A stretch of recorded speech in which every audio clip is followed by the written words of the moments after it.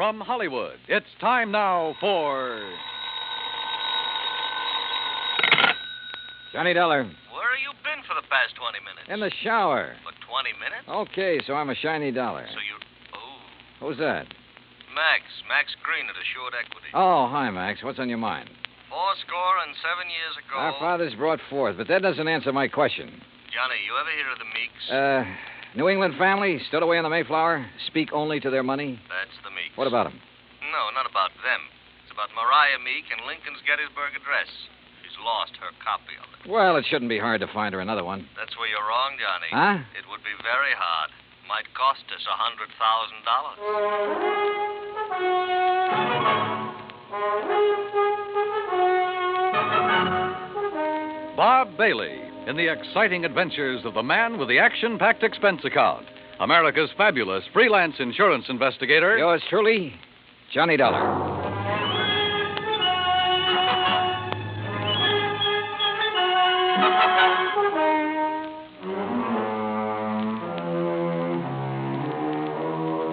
Expense account submitted by Special Investigator Johnny Dollar to the Assured Equity and Trust Company, 325 Scott Avenue, Hartford, Connecticut. The following is an account of expenses incurred during my investigation of the Meek Memorial matter. Expense account item 1, $1.90, cab from my apartment to Max Green's office. He was standing in a haze of cigar smoke, ashes on his vest, and a worried look on his face. Oh, good morning, Johnny. Oh, you want a cigar? Oh, no, thanks. Then sit up, sir. Excuse me. Listen, Johnny, what do you know about that speech that Lincoln made at Gettysburg? Well, I had to memorize it in school like every other kid. All right. You know how many words are in it? Maybe a couple of hundred. Why? Wait a minute. It's in this book. Here. It's page 143. Speech is printed here exactly as Mr. Lincoln released it to the newspapers after the Gettysburg Address. You find it? Yeah, but now what do you... Okay. Total number of words, 268. Oh. But the first two drafts of that speech, including the one he read that day, contained only 266 words. So he padded his part. That's right. 2 more words. Mm-hmm. How come? Oh, according to the historians, Lincoln ad-libbed the 2 additional words at the time he read it. Later on, when he made 3 new copies of the speech, he included those 2 words. You with me so far? Keep going, Max. Yeah. All right.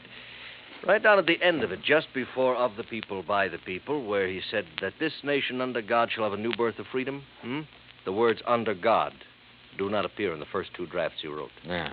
Well, this is all very interesting, Max, but I still don't see what it is or what it has to do with me. Well, Mariah Meek's copy has disappeared. Oh? And, Johnny, that copy happens to contain just 266 words. You mean she owns one of the first 2 original drafts? Handwritten by Mr. Lincoln himself while he was on the train riding to Gettysburg. Wowee. Yeah. Which is, of course, why we insured it for the full amount it cost her, which is $100,000 even. Of course, you made sure it was authentic before you issued the policy. Oh, naturally. Well, who'd she buy it from? An antique dealer down in Richmond, Virginia, a fellow named Jason Penrod. Uh-huh. Well, where's she been keeping it? Under glass in the Meek Memorial. What's that? Well, she collects Americana, so she had a museum built to keep it in, and she calls it the Meek Memorial. Follows? Follows. Also follows the most expensive item in the collection, the Gettysburg Address, would be the one to disappear. Oh, you're just an old pessimist, Max. You think somebody lifted it? What do you think? It walked out by itself. Okay. So what are you going to do about it? Well, we're going to run newspaper ads. We're going to offer a $10,000 reward for information leading to its return. If anyone answers it, you let me know where you'll be, and I'll refer them to you. Good. When was it taken? The night before last. Is there any kind of market for something that rare? It's hard to say, Johnny. A hot camera would be easier to peddle, sure. But a good many wealthy people, like Mrs. Meek, they make a hobby of collecting things, antiques, objects of art, etchings. But whoever took this or buys it from the thief couldn't just let everybody see it. Well, it wouldn't matter to some people. They take it and put it in a vault and keep it there. Then what's the point in having it around? Pride of possession. You got something no other collector could own. And, of course, it might not have really disappeared at all. You're thinking of fraud? $100,000 is a lot of cash.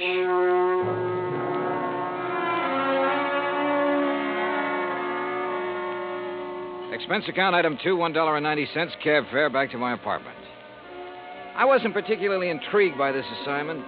Rare documents, like anything else antique, have always seemed to be just one step from decay. And that sometimes goes for the people who collect such things. Item 3, $16.10, transportation, including a round-trip ticket, Hartford to New Bedford, and cab fare to the Whalers Hotel. There was a convention in town, so I was lucky to get a room. After checking in, I called the Meek residence. Mrs. Meek was expecting me and said she'd have her car pick me up. I had just put down the phone when someone knocked on the door. You in there? Depends on what you're looking for. Oh, looking for Mr. J. Jay, did you say? Nobody by that name here. Oh, yeah. I see. I guess I got the wrong room. Yeah, well, why don't you ask down at the desk? Huh? Yeah. Oh, sure. Yeah. Funny. Or is it? I cracked the door open again. Watched him walk to the stairs. Then I took the elevator down the 8 flights to the lobby. Half an hour later, I was in the back seat of the Meek limousine heading toward the home out on Buzzards Bay. It was a big, sprawling frame building facing on the beach. About 50 yards behind it, closer to the road, was the Meek Memorial Museum. I was starting up the front steps when the door opened. Mr. Dollar? That's right. I'm Paul Meek. I understand you have an appointment with my grandmother. Right again. Now, come in, please. She's waiting for you upstairs in the sitting room. Okay, thanks. Before you go up, I wonder if I could have a few words with you. Why not? In here, then. You've never met my grandmother, have you? No, I haven't had that pleasure. Some people consider it a dubious one, Mr. Dollar. Oh, Mr. Dollar, this is my wife, Janice. Mrs. Meek? Hi. How about a drink? Thanks, not just now. How about you, old stick in the mud? You want another one? After a bit, Janice. And if I were you, I wouldn't have any more. But you're not me, are you? You will have to excuse my wife, Mr. Dollar. We've both been under a severe strain since moving here. Grandmother is blind, you know. No, I didn't know. Her sight began failing about 4 years ago. I'm surprised the insurance agent didn't tell you. Well, Mr. Green was so concerned over the theft of the Lincoln manuscript, I imagine it slipped his mind. Mm-hmm. And just how do you intend to locate that manuscript? I'm not so sure that I can. It'd be a pity if you couldn't. It'd be just awful. It's grandmother's prized possession. She hasn't been herself since it was stolen. And being quite elderly, well, we're all very much concerned. Oh, my, yes. We're afraid she might die and leave us all that lovely money. Janice. It's the truth. You see, Paul and I don't have any money of our own, Mr. Dollar. We'll never have any until she does die. Instead of giving it to us now while we're young, you know what she does with it? Spends it buying junk for that silly old museum. Now, look. That's gratitude, isn't it? I bathe her, feed her rubber feet, and do all her dirty work. Janice, you've said quite enough. Mr. Dollar isn't interested in our personal problems. Oh, stick in the mud. All right. I'll be in the den if you want me. And that's the funniest thing I've said all day. If you want me. I'm sorry. She doesn't mean half of what she says. That's grandmother's signal. Then hadn't we better go up? Yes. Yes, we'd better.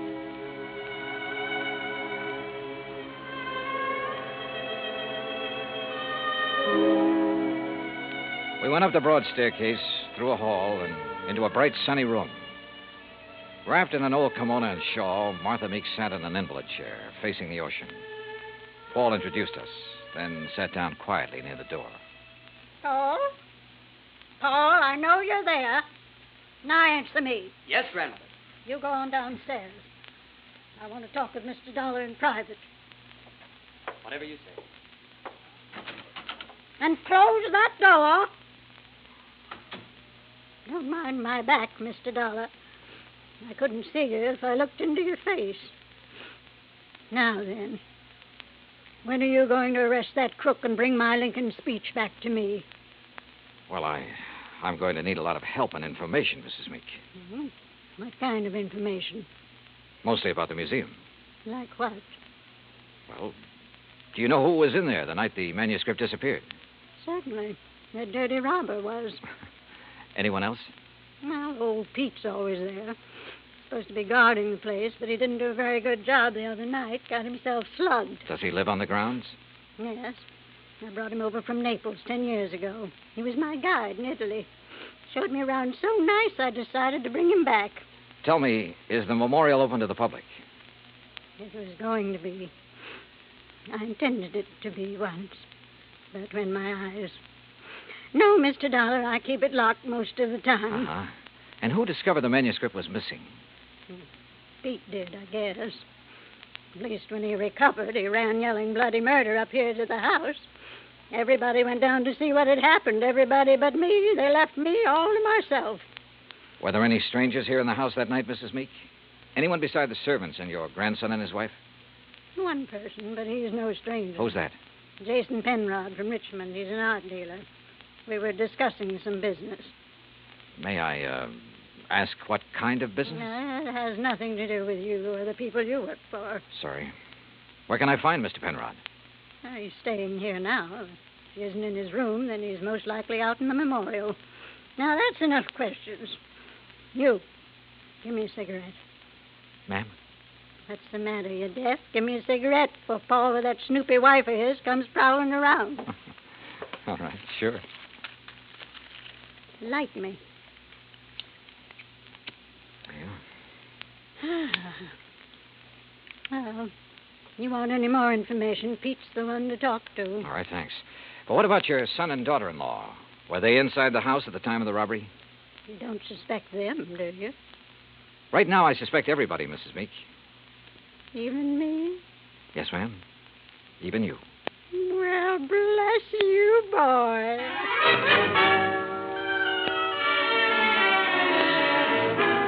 I found Pete Vesuvio trimming the shrubbery just outside the memorial building. He seemed quite willing to talk to me. How you say what happened to me, mister? I'm hit out? Knocked out, Pete. Ah, si, senor. And because of this, I do not see anything. Nothing at all, huh? Please, mister, do not use the insult. I am American citizen, first papers. And because of the kindness of my patron, I will soon be second papers. I know by heart the Constitution, United States, Gettysburg Address, pledge allegiance to my flag. Yeah. You know how I know these things which help me be citizen? Because of my lady. She's letting me work in a place where great papers are for me to read. Because of her, I would not hide anything, mister. Okay, Pete, okay. I'm convinced. But I'm sorry I cannot help you, mister. Well, it's not your fault. Hey, you like to hear me say Gettysburg Address? Well... Do it very good. Learn it right from President's own writing. Some other time, Pete. Right now, I have to find Mr. Penrod. Oh, he's inside, mister. Counting the treasures. All of the beautiful things a lady can no longer see. You'll find him in Section L, senor. I found the small, neat-appearing art dealer just where Pete had said he'd be, peering into a glass case crowded with Derringer pistols. He had a notebook under his arm and seemed to be making some sort of inventory. Oh, dear. You gave me quite a fright, sir. Oh, I'm sorry. Well, I wish I could concentrate like that. Oh, well, there's nothing more interesting to me than these fine old pistol things. What histories they must have, Mr. Dollar. Johnny Dollar. Oh, yes, the insurance investigator. Paul told me you were wandering about the place. I suppose you'd like to ask me some questions, hmm? If you don't mind. Oh, no, goodness, no. I understand you were with Mrs. Meek the night of the robbery. That is correct, sir. We heard the shouting. We ran out here just as fast as we could. I was the one who discovered the manuscript was missing. You have any idea how the thief got in here? No, sir, no. Unless someone forgot to lock the front door, or unless he had a key. Well, has Mrs. Meek given out many of the keys? Well, in my opinion, too many. Even I have one. What about Paul Meek and his wife? No, I don't think so. Well, they really aren't interested in the museum at all, Mr. Dollar. Oh. Mr. Penrod, I understand you're quite an authority on antique art and things like that. Well, Isn't taking inventory a little beneath your position? Well, I suppose it is, Mr. Dollar. Last week when I received dear Mariah's wire asking me to do it, I simply couldn't refuse. She's been such a good customer of mine. Well, yes. You have any idea who might have wanted the Lincoln manuscript? Well, I know several persons who'd love to have it. Give most anything, but I don't know anyone with the nerve to break in here and take it by force. You remember where Paul Meek and his wife were when you heard Pete shouting? They were right in here when I arrived. I see. Well, thanks for... Oh, just one more thing. Oh, yes? If you'd stolen the manuscript... Mr. Dollar. A hypothetical question, Mr. Penrod. But if you had, and you wanted to sell it at a good price with the least danger of being caught, how would you go about it? Well, I'd take it abroad, of course. I'd put it on the open market over there. Huh. You aren't planning on going abroad soon, are you, Mr. Penrod? Oh, gracious, no. You know anyone who is? Anyone who, Well, didn't Paul and Janice tell you? Oh, they're flying to Paris Wednesday night.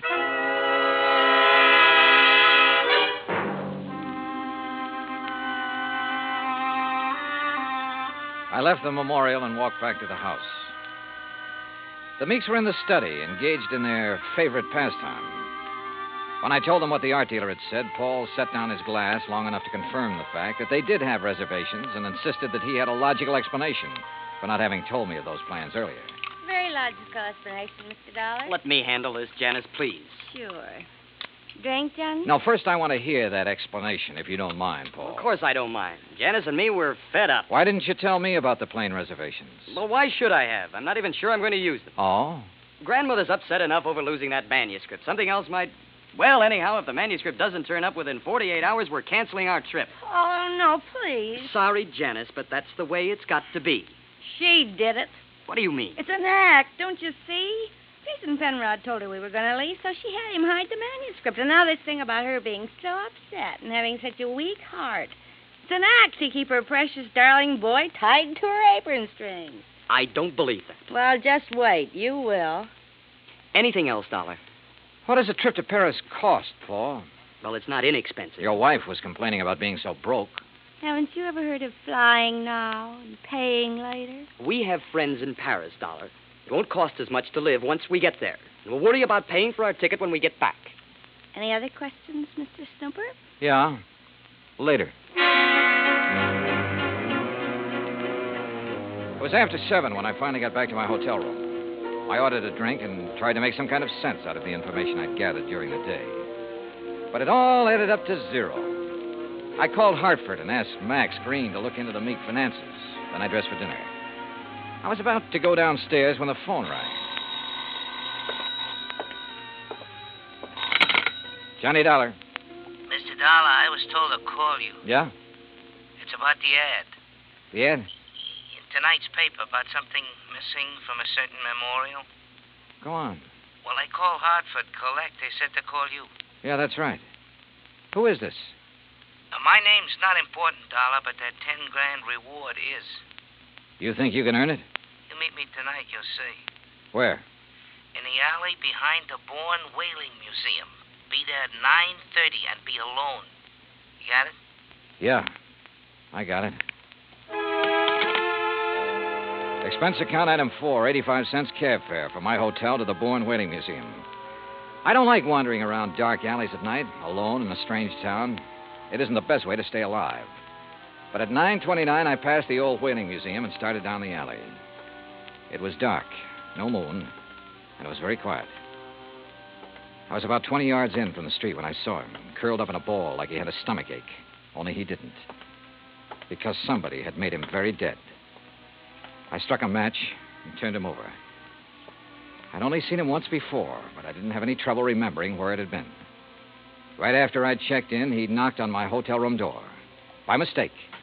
At least that's what he'd said. After giving a statement to the local police who identified him, I went back to my hotel. Evening, Mr. Dollar. Yeah, say, look, I know it's probably against all your rules, but who had my room just before I checked in? Oh, I couldn't disclose that information, sir. Sorry. Oh, well, so am I. It'd mean a lot for me to know. Maybe even $5 worth. Well, Well, sir, if it's that important. Thank you. Now, let's see here. Yes, here it is. Can you read his signature, Mr. Dollar? Yeah, thanks. Just fine. The name I'd seen scrawled on the hotel register wasn't important now. At least not without something more to back it up. There was no law against checking out of a hotel, but there was a law against murder, if it could be proven. And that would be hard to do without finding a motive. So I went back to the Meek house to look for it. I paid off the taxi, that's item 5, and started up the front steps. Oh, hi, Johnny. I thought it might be you. That's so? Mm-hmm. I hope you aren't mad at me for the things I said today. No, not at all. I've been a very bad girl. But everything's going to be all right now. It is. Mm-hmm. Or haven't you heard? Heard what? about dear old grandmother. She's had a real bad stroke. Isn't expected to live. You, aren't a bit sorry, are you? Would you be, if you were me? Dollar, you mind coming up here? No, not a bit, Paul. I'm trying to reach you at your hotel. Thank goodness you've come here. Did Janice tell you? Yeah. How is she? Bad.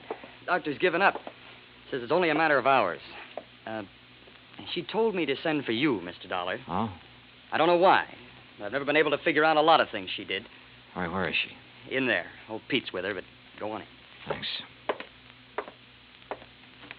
Would they increase devotion to that cause for which they here gave her the last... Who is it? Oh, it's Mr. Dollar, my lady. Hello, Mrs. Meek. Oh, thank you for coming, Mr. Dollar. I go now. No, wait. Mr. Dollar, you have a moment, haven't you? Of course. I promised Pete the last time I visited the museum. I promised I'd let him recite some of the things he's learned while working there. Haven't been able to keep that promise till now. Go on, Pete. Please. Yes, my lady. They here gave her the last full measure of devotion. That we here highly resolve that these dead shall not have died in vain. That this nation under God shall have a new birth of freedom. And that the government of the people, by the people, for the people, shall not perish from the earth. Thank you. That was wonderful. Thank you, my lady. Now I go. Well, Mr. Dollar, I have a confession to make to you. Yes? I lied to you. Oh, I'm sure it wasn't a very big lie, Mrs. Meek. Oh, but it was. I told you the business Mr. Penrod and I were discussing the night of the burglary. Yes? I told you it had nothing to do with you or the people you work for, remember? Yes, ma'am. Well, that was a lie. I'm broke, Mr. Dollar. All I have left in the world is this house and the things in the memorial. I see. That's why I sent for Jason Penrod. He purchased most of my treasures for me. He's evaluating them now, so Paul and Janice will know what they're worth when they go to sell them, which they'll do immediately. Mrs. Meek, don't you think you should try to rest now? Will you give me a cigarette? No, ma'am. Sorry. And you must rest. There isn't much else to do, is there? Good night, Mr. Dollar.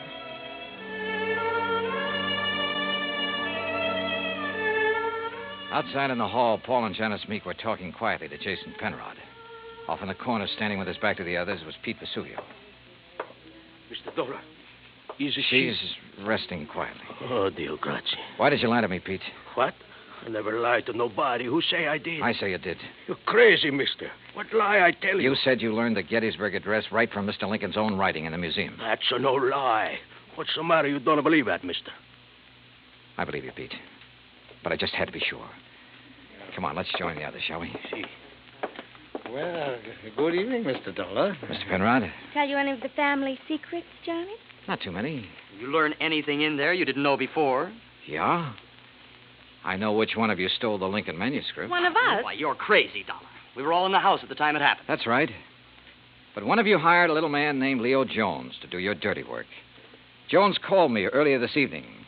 He was going to tell me which one of you it was. Evidently, he didn't like the deal he was getting.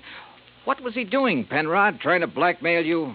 What are you talking about? I don't know any Leo Jones. Then why did he come around to my hotel room this morning? The same room you just checked out of. Well, that doesn't mean a thing. I imagine several persons have been to that room today. Sure, but they're still alive. Now, let's get to the phony Lincoln manuscript. Phony manuscript? It wasn't phony, Mr. Dollar. Wasn't it? Well, you correct me if I'm wrong, Penrod. After Mrs. Meek purchased one of the first two drafts of Mr. Lincoln's Gettysburg Address, she started losing her sight. When she closed the museum to the public, you saw a chance to make yourself another $100,000 sale. So you switched copies of the manuscript, replacing that draft with one containing the words, under God, which isn't worth anything close to $100,000. What do you mean, Dollar? All right, let me quote. That this nation, under God, shall have a new birth of freedom, and so on. What? The phrase, under God, was not in the manuscript he sold your grandmother, but it was in the copy old Pete has been studying in the museum. Right, Mr. Penrod? All of you stay right where you are. You get what Jones got. Mr. Dollar. He won't go far, Pete. But I am the guard. The lady will want me to stop him. Pete, come back here. Keep away from me, you Hey! Oh! Come on. Oh. You tell the lady I am a better guard now. Much better. Si, senor. Yes, Pete. I did good. You did fine.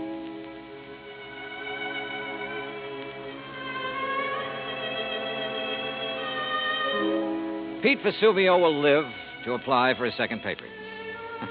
And in time, probably open a spaghetti joint in New Bedford. Penrod will be tried for murder. As yet, he hasn't disclosed the name of the person who purchased the stolen manuscript. But in time, I'm sure he will. As for the Meeks, well, Mariah passed on later that night.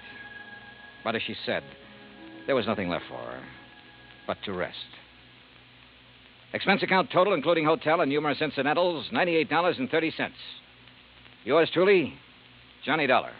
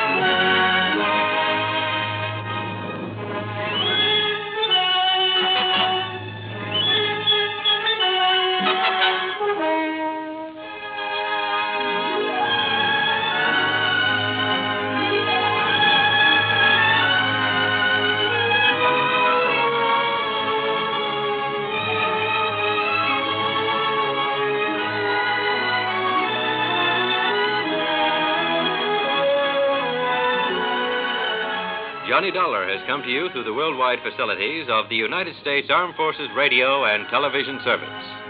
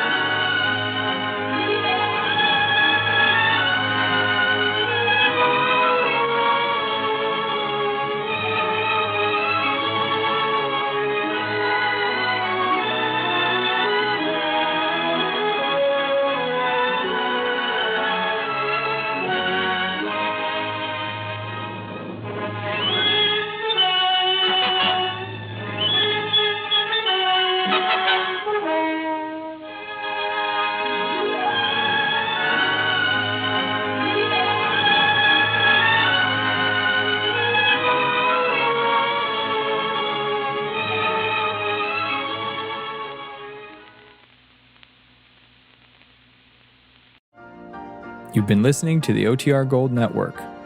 Find more classic radio at otrgold.com.